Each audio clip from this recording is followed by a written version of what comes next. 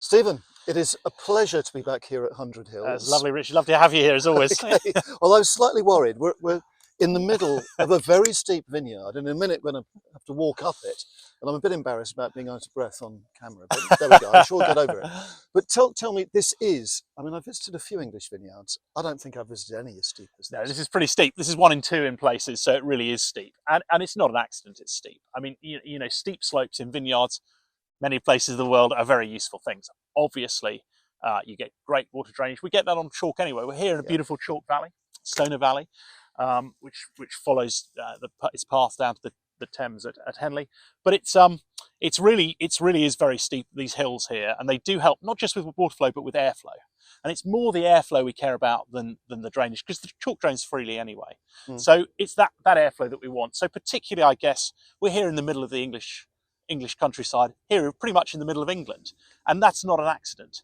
We're here because it certainly allows us to get lovely ripening at the end of the season. It's a nice dry environment, good airflow in the valley. It keeps these grapes naturally, as you can see, beautifully clean, and that allows us to keep the grapes really on the vine a long time, as long as we can possibly hold them. Malic acid levels for us are dropping all the time, so we get lovely ripe grapes, plenty of complexity. These grapes will have been on the vine by the time we pick them for 105, 110 days this season. Really, it's long enough to really generate some complexity in the grapes. What sort of altitude are you here? We are, the vineyard, the bottom of the vineyard is 125, tops 175, Okay. so there's a 50-metre So again, variation. there's a bit of height, which probably But helps. valley vineyards are very unusual in that they're warmer at the top on average than at the bottom, because the cold air, particularly at night, is always flowing away down the valley.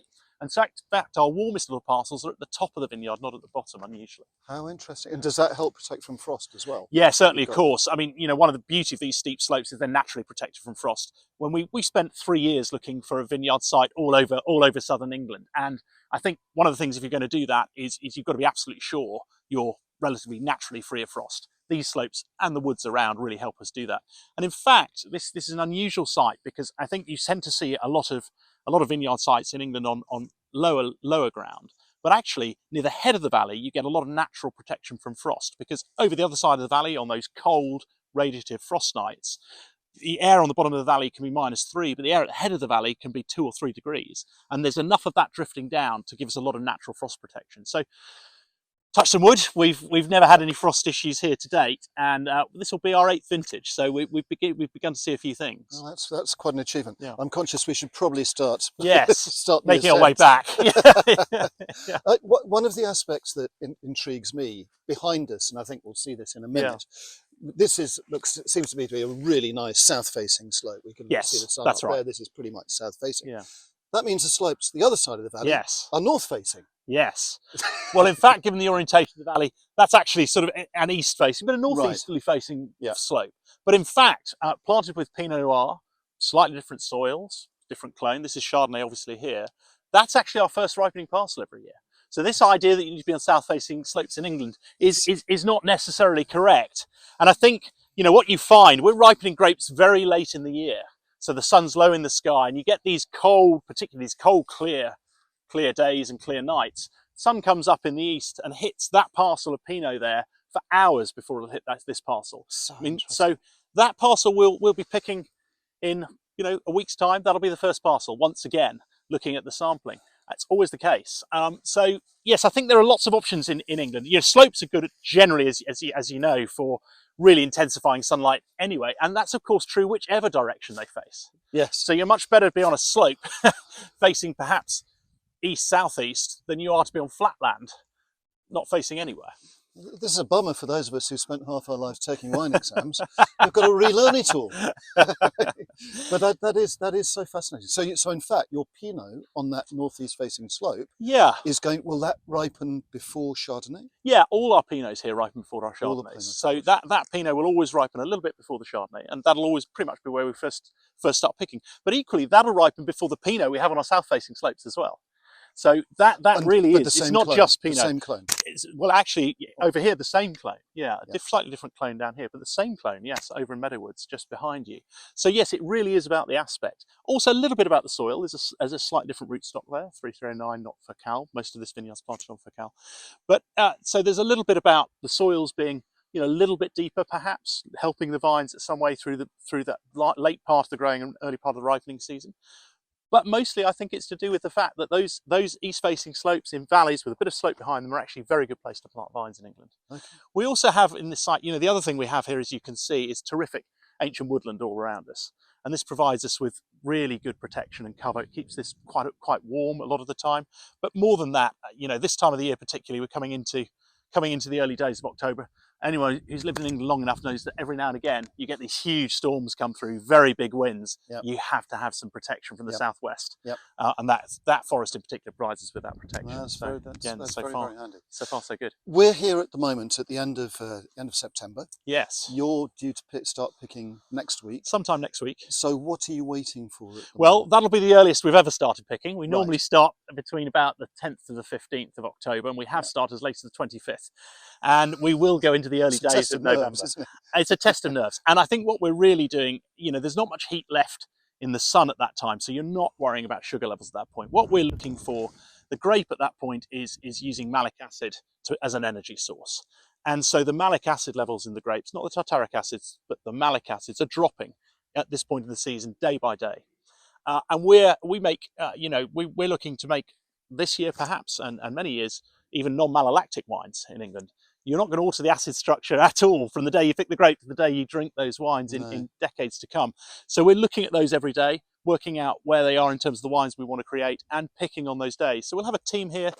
We've got 40 people arriving next week to help us pick, and they will literally stay for about 3 weeks, but we'll only need them for about 12 days. So we're going out every morning, testing, sampling parcels what we think are very close to being where we want them, and we'll make a decision literally at 7 in the morning which parcels to pick. So you will actually determine which parcels to pick first based on the malic acid levels rather than the sugar levels? Completely on the malic acid levels. The sugar levels are what they are. I mean, they're not going to change very much. There's not enough temperature left for the sugar levels to be changing in a significant way at this point.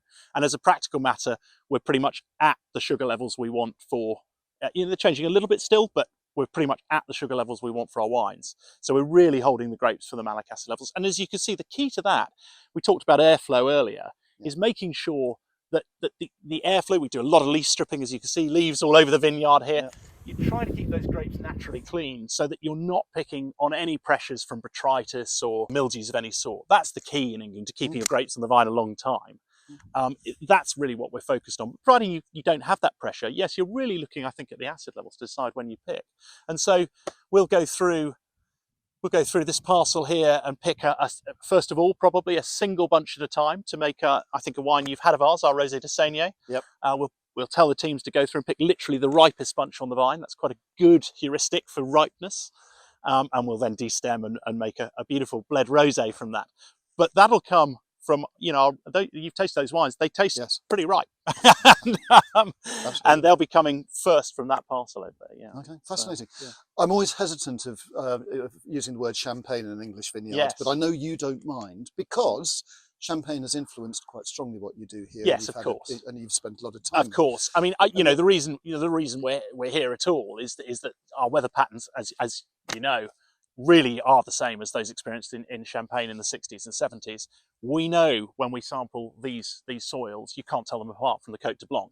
And so the real advantage of that is twofold for me. One, which clones of Pinot and Chardonnay produce beautiful wines in that period. So we weren't guessing. We knew Chardonnay 95 here, Pinot 115 over there. They're well understood clones in Champagne. They made beautiful wines in the post-war period. So it's not a surprise that they've produced beautiful wines for us straight away. We haven't had to do that sort of experimentation. I suppose the second aspect of that is if you can find some of the old winemakers, they remember how to make wines at the pHs we experience when we're making wines rather than the pHs they're experiencing today. So, we're in the 2.9, 2.95 type pH range, whereas I imagine most of the Champenoise winemakers today making wines in the 3.05, 3.1 territory. It's actually quite different. When you come to winemaking for areas like Tirage, you have to be a lot more careful with your yeast starters at 2.95 than you do at 3.1. Okay, so and what you were saying about malic acid and determining picking, is that true of modern champagne as well? Well, I mean, certainly the challenge. I'm class myself as an expert in champagne, but I think the challenge in champagne today is keeping grapes on the vine long enough to make sure they're really phenolically ripe. So you know, if you look to the champagne harvest this year, it was in mid to late August. Really, you've had 85 days perhaps on the vine from peak flowering. That's not a long time for making fine wines, and definitely keeping the acidity in your wines is pretty tricky. So that's why we don't have Pinot Meunier here. You know, you're seeing more and more use of Meunier in Champagne, and I think the reason you're seeing more, the obvious reason for seeing more use of Meunier, is as a varietal, it has a higher level of acidity for a given level of sugar ripeness, and of course today you need that in Champagne. But in England, I don't, you know, it's not obvious you do need that. It's not to say you can't make lovely wines from Meunier in England, but you certainly wouldn't have it for that reason. We've certainly got plenty of acidity at the desired level of ripeness to make beautiful sparkles. So we know that 2021 for many vineyards, although I know you had still a pretty good vintage here, but many vineyards in England was difficult in terms of disease and yields. How are yields in 2022? How are yields looking this year? Well, yields were good for us in 21. We did manage to keep the grapes perfectly clean, but 22 is similar for us. I think we looked at, you know, I think if you're going to be on chalk or limestone in England, as we talked about before, you need to make sure your grapes are really getting phenolically ripe to really create beautiful wines. And so part of that is about yield. And we control the yields very tightly here. Certainly on soils like this, this is 30 centimetres of very thin soil on 250 metres of soft chalk all the way down to an aquifer. So we think for these clones, something like 5 or 6 tonnes a hectare is kind of where we'd set our yield targets. A lot of that we control obviously at the time we prune. We'll go through after flowering and green harvest if we think that's appropriate. We'll certainly remove second buds. And again, I think that's very important in winemaking in England. It's rare that the second buds are always by definition out of sync with your first buds. But often, I think it's very rare they get properly ripe. And so we go through, actually, we have our teams go through and remove those second buds ahead of harvest. So that in all the melee of harvest, people aren't putting second buds into the press. So look, can we just have a look? Yeah, of because course. It looks to me as if we've got some quite good examples here of some Chardonnay vines. Well, certainly, you can see here, we do a lot of deleafing throughout the season, and these are beautiful, healthy Chardonnay. That's exactly where we'd like to see them. And you can see we're looking for, you know, 7, 8, 9 bunches on the vine. That our bunch weights will typically deliver something like 5, 6 tonnes a hectare, and this year has done. You never quite know. There's plenty of vagaries in the season, but this is this year looks an extremely good vintage. These are probably for us still a couple of weeks from harvest. So we'll be coming to this. We won't be coming to this first. It'll be, even though, you know, again, to your point, this is really a direct south-facing steep slope. It still won't be the first place we pick. It won't even be the second place or the third place we pick. So there are some myths that, you know, I think one of the wonderful things about England at the moment, it's a new wine region. And we're all just discovering how English grapes on English terroir really produce beautiful wines. So there's a lot to learn and a lot of change still to happen. These look particularly healthy. Can I taste one, please? Of course you can. Of course you can, Richard. Yeah. And these are, as I say, a couple of weeks away, but already some lovely flavours. Acid structure feels... Flavour's really good. Very interesting in the mouth.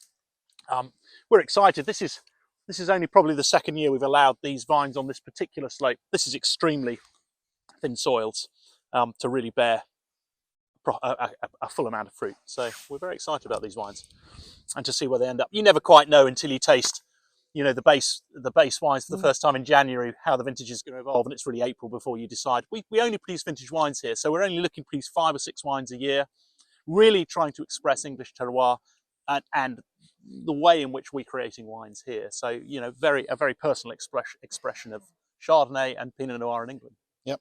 I lost all the Merlot in my garden to birds this year. Right. Do you have any difficulty with that? We don't have a problem with birds. That may be, we may be able to see some of them, even some of the red kites that we have around here. We have a lot of red kites. I don't know whether they upset the songbirds. I always think with our Chardonnay and Pinot, I mean, certainly the pheasants, we have plenty of pheasants. The pheasants, if we see the pheasants eating the grapes, we know we've left them on a bit longer. They like slightly riper fruit than we're picking.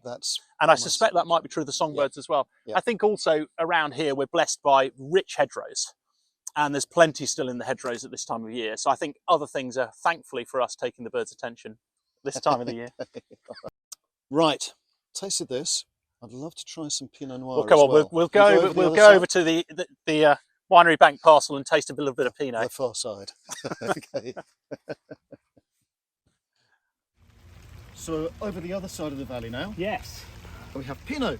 we do. We've beautiful Pinot here. Yep. And, you know, I think the Pinot Noir that grows on this slope, what we call our winery bank, is very special for us, because I think the Rosa di Segni we're talking about over there that we make every year, we tend to start with. We need plenty of acidity but lots of phenolic ripeness. We get that ripeness here while there's still plenty of acids.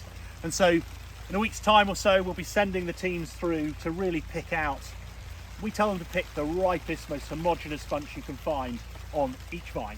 And we find that gives us a really lovely ripeness. So if you go through here, you can see, you know, beautifully ripe bunches here. Absolutely. And if you're just picking the ripest Nice. one at this stage, then 2 weeks later we'll go back and pick the rest for our you know, core base wines. And by then you'll find everything's ripened. But again, avoiding second buds, really trying to focus on what you pick. You know, we're not picking grapes by the ton here. This is really the opposite of that, and that's the advantage, I think, always of in an estate of marrying production of grapes with winemaking. Is you're not buying grapes by the ton, you're not selling grapes by the ton. You pick them very carefully, only the ones you want. Everything else can stay on the vine. You're trying to make wine, not grow volumes of grape. So you expect to go through the vineyards at least twice? At least twice. I mean, even in a year like this, we'd go through twice. We've certainly been through 3 times, and you know, I think that's quite rare. It's expensive, definitely expensive, but it does make a real difference. And I think, you know, we've often seen, you know, in terms of keeping the grapes on the vine, if you taste musts with grapes from the same parcel that have been picked, you know, 10, 12 days apart, you can taste which is which. It's obvious. Yeah. And so the benefits of being able to keep the grapes on the vine are very real and very tangible in winemaking. And that's what we're really focused here. And you can see, you know, these are perfectly clean grapes. It's not been an easy year in places. It's been very unusual weather conditions, quite difficult for powdery mildew in particular at times. But if you're doing the right things, keeping the canopy clear, you should end up at this point in the harvest with beautiful grapes. This is probably an easier year. I mean, there are much more difficult years than this to keep this canopy clear, but every year that's what we're doing. And so we take these grapes into the winery, we're picking them, pressing them straight away, and we need to do nothing then in the winery. It really is very minimalist winemaking. Don't add anything, don't take anything away. That's basically the philosophy. We've got beautiful flavours, and so you can try one. I would love to try one, and it is a great sight, to be honest, to see this many bunches. But I like the fact they're small bunches, they're compact bunches. The berries aren't too big, so you sense there's going to be plenty of flavour. Yeah, I mean, this is 7-8 tonnes a hectare we managed to in this particular parcel here. With 10 very different parcels here, and they're all slightly different. But this is about, in a good year like this, 7 to 8 tonnes, and you know, that's really, again, the key. You know, the comparison might be double that in other parts of the world where they're making sparklings, and you're not going to get the same intensity in your grapes if you've got twice as many on the vine and you're picking everything you have in front of you. So it's very important. Absolutely. Those are lovely. They're Really gonna be tasty fine. again. Really tasty. I mean, there's sort of you can tell the skins are still a bit tough at the moment. That's right. But the juice, it's got Juices are lovely. Yeah. Yeah, that's right. And that's the advantage, of course, of bunch pressing. You're just splitting those skins and trying to take, you know, everything away from the centre, but not too much around from the skin. So, you know, we have a little lab in the winery where we can really monitor. In fact, we monitor for potassium particularly because it is all around the skin. You can sort of get a really good sense of where you're pressing from in the bunch by monitoring potassium together with the acids and sugars. We have a little algorithm we developed to try to understand that. You can get a good feel for it. Okay. So there we go. We're exposing all the myths. A northeast facing vineyard, and it's the Pinot Noir that's ripening first. It will be big first. That's right. That's right, Richard. Taste of the grapes? Time to taste the wines. I was so hoping you'd say that.